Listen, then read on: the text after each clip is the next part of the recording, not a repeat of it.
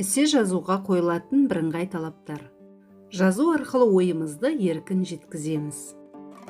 Эссе бір нәрсенің әсерінен болатын толғаныстан туған шағын әдеби шығарма.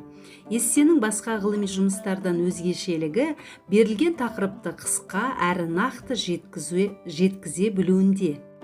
Эссенің мақсаты өз ойын жазбаша түрде жеткізу және өз бетімен шығармашылық ойлау дағдыларын дамыту. Эссе екіге бөлінеді: субъективті, негізгі мақсаты авторды жан-жақты ашу және тану. Объективті, негізгі мақсаты белгілі бір ғылыми тақырып бойынша автордың көзқарасын ашу, таныту. Эссе жазу құрылымы, кіріспе, тақырыпты дамыту, қорытынды бөлімдеріне назар аударыңыз. Әдеби эссе басқа эссе түрлеріне ұқсамайды. Біріншіден, ол әдеби шығармаларға негізделеді. Екіншіден, автордың айтқысы келген өзінің идеясын болжап түсіндіреді. Эссе жазудың ерекшелігі: эссе бірнеше абзацтан тұратын жазба жұмысы. Ол көп жағдайда бір тақырып аясында мәселені қозғайды. Эссе құрылымы: эссе 3 бөлімнен тұрады: кіріспе бөлім, негізгі бөлім, қорытынды бөлім. Кіріспе бөлімге тоқталайық. Кіріспе бөлім 2 ойдан тұрады: жалпы ой, тезистік ой. Жалпы ой оқырман көңілін аудару мақсатында жазылады және бірнеше сөйлемнен тұруы мүмкін. Тезистік ой эсседегі талқыланатын негізгі ойдан тұрады және ол тақырыптық сөйлемге ұқсамайды. Яғни оқырманға эссе мазмұны туралы жалпы идеяны береді. Кіріспеде тақырып, эссенің мақсаты және эссенің реттілігі көрсетеді. Оқырманды қызықтырып әкету керек. Эсседе кіріспе бөлімі өте қызық болу керек. Оқыған кезде оқырманды баурап алу керек.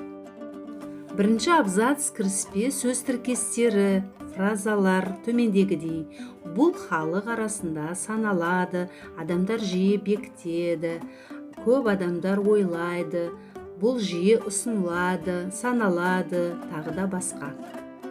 Негізгі бөлім бір немесе бірнеше абзацтан тұрады. Әр абзацта бөлімдерге бөлініп, тақырыпшалар дамытылады, ойлар талқыланып ашылады. Олардың саны бөлінген тақырыпшаларға байланысты. Негізгі бөлім мағыналы, логикалық, сендіретін дәлелдер мен тіл шеберлігінің сақталуы, тақырыптан ауытқымау және сөз, ой қайталамау.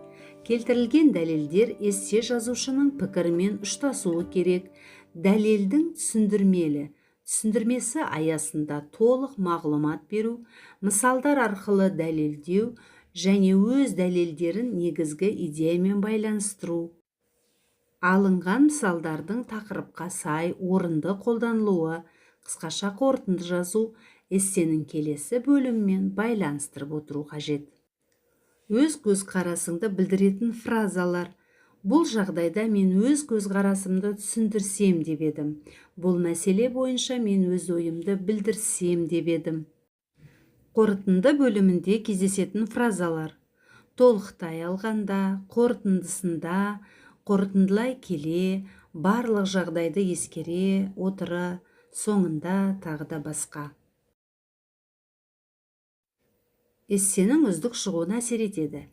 Эссені жеңіл оқылатындай, оқырманға түсінікті болатындай құру керек. Бірегей идеяларды қолдан, себебі басқалардан ерекшелену керек. Оқырманды сендіру үшін идеяларды дәлелдермен бекіт. Эссе керемет болғанға дейін қайталап бірнеше рет оқып тексер, қызығушылықпен және құштарлықпен жаз. Эссе жазу барысында қатаң сақталынуы тиіс талаптар: жеке көзқарастың көрінісі, фактілі дәлелдер, аргументтер, теоретикалық негіздеме, терминдерді қолдану, цитаталарды келтіру, әртүрлі көзқарастарды мысалға алу, логикалық заңдылықтардың сақталуы, салыстыру және қорытындылау әдістерін қолдану, сауаттылық, пунктуациялық, орфографиялық ережелердің сақталуы, юмор, сарказм келтіруге болады, қолданылатын ғылыми еңбектерге сілтеме жасау. Эссе жазу барысында жиі кездесетін қателіктер: проблема ашылмайды, автордың жеке позициясы көрінбейді, теоретикалық негіздемесі жоқ, терминдерді орынсыз сауатсыз қолдану, тым қарапайым өмірдің мысалдары көп, ауызекі сөздер, диалект, жаргон сөздердің кездесуі, келтірілген мысалдар автор позициясына қайшы, қорытындылау, түйін шығару деген жоқ, логиканың болмауы. Назарларыңызға рахмет.